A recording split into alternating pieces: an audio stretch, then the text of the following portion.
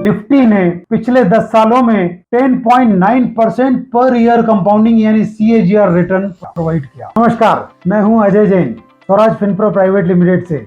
आज मैं live mint paper की एक न्यूज हेडलाइन को देख रहा था और उसमें बताया गया कि इंडियन स्टॉक मार्केट का जो इंडिकेटर है निफ्टी, उसने पिछले 10 सालों में बहुत सारी कंट्रीज के स्टॉक मार्केट्स को रिकॉर्ड हाई से पीछे छोड़ दिया। एक फिगर मैं आपको बताना चाहता हूं।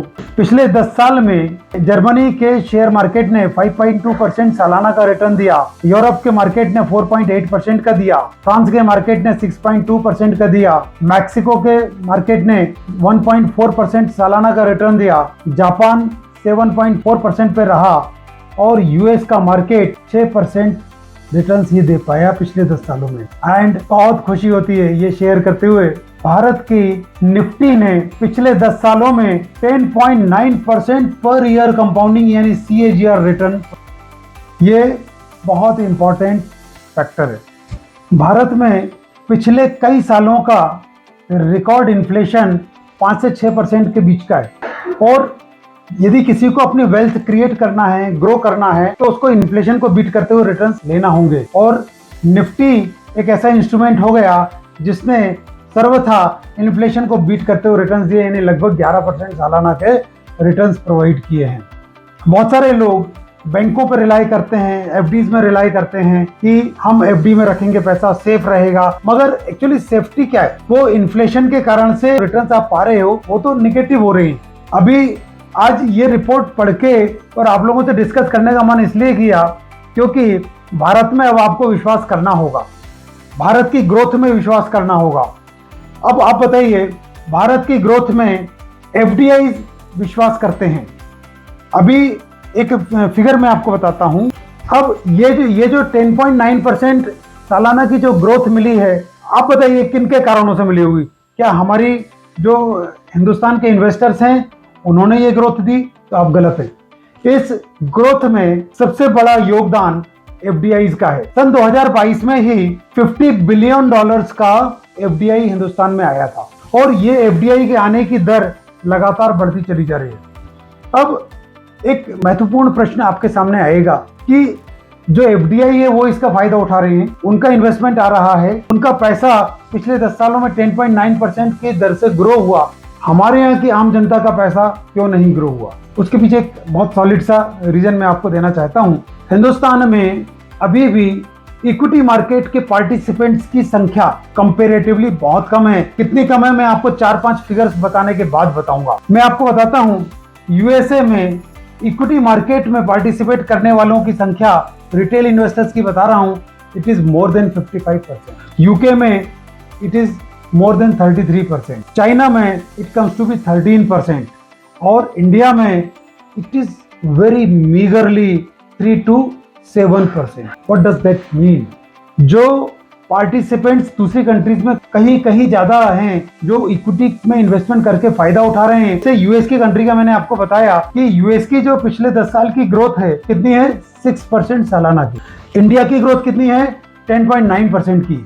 आप समझ पा रहे हैं कि वो लोग FDI के रूप में इंडिया में क्यों इन्वेस्ट कर रहे हैं? जब वो लोग यहाँ से आके पैसा कमा सकते हैं तो हमारी जनता वो क्यों नहीं कमा सकती? आज इस सब्जेक्ट को लेके आपके बीच में आने का मेरा पर्पस ये है कि आप भी इंडिया की ग्रोथ स्टोरी में पार्टिसिपेट करिए। अब इंडिया की ग्रोथ स्टोरी में पार्टिसिपेट करना है तो मैं आपको 3 तरीके बताता हूँ। पहला तरीका, आप डायरेक्टली शेयर मार्केट में इन्वेस्ट करें। बहुत सारे लोगों को शेयर मार्केट में डालने में कुछ थोड़ा रिस्क लगता है, स्वाभाविक है, क्योंकि शेयर मार्केट में डायरेक्टली इन्वेस्टमेंट करने के लिए आपके पास 3 गुण होना चाहिए। पहला, आपके पास में सफिशिएंट नॉलेज होना चाहिए। दूसरा, आपके पास में सरप्लस मनी होना चाहिए और तीसरा, आपके पास में टाइम होना चाहिए। और यदि इन तीनों में से कोई भी एक चीज कम है तो I request you, don't go directly into share market. फिर क्या करेंगे?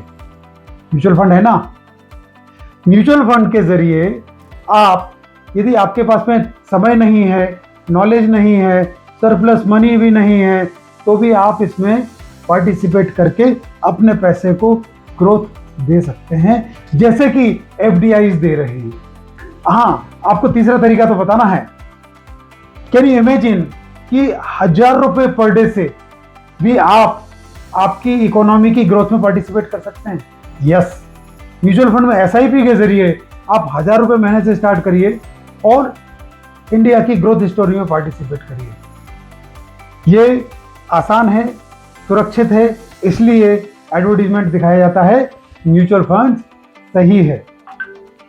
अब म्यूचुअल फंड सही है वहां तक तो ठीक है, मगर उसके नीचे एक टैगलाइन लगी होती है, mutual fund investment is subjected to market risk, यानी कि म्यूचुअल फंड इन्वेस्टमेंट के दौरान मार्केट रिस्क का आपको ध्यान रखना होगा।